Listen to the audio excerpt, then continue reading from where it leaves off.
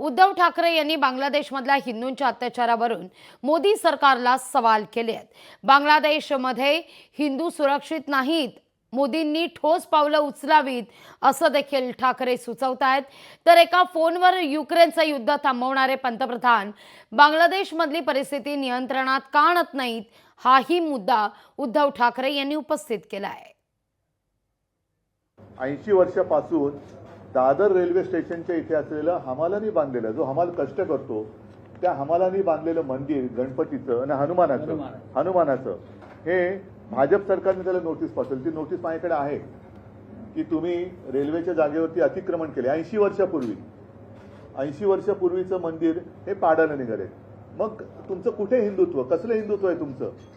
आम्हाला तुम्ही जेव्हा प्रश्न विचारता तुम्ही हिंदुत्व सोडलं का, मग तुम्ही काय सोडलेलं आहे? आता बांगलादेशामध्ये मंदिर जाळलं जाते, हिंदूंवरती अत्याचार होत आहे, तरी सुद्धा गप्प बसणाऱ्यांचं हिंदुत्व नेमकं त्याची व्याख्या आणि त्याचा आकार उकार तरी काय, हे मला एकदा त्यांच्याकडनं उत्तर मिळालं पाहिजे, म्हणून मी आज तुम्हाला सगळ्यांना बोलवलं।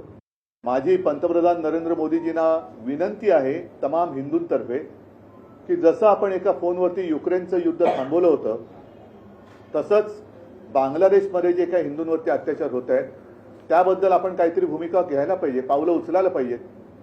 कारण इथे नुसतं बटेंगे कटेंगे फटेंगे वटेंगे असं करून काही उपयोग नाहीये। जिथे काही नाहीये तिकडे छाती फुगवून दाखवण्यात काही अर्थ नाहीये, पण जिथे अत्याचार होत आहेत त्यांना आपली धमक दाखवण्याची आज गरज आहे। लोकशाही मराठी ऐका, पहा, जागरूक रहा।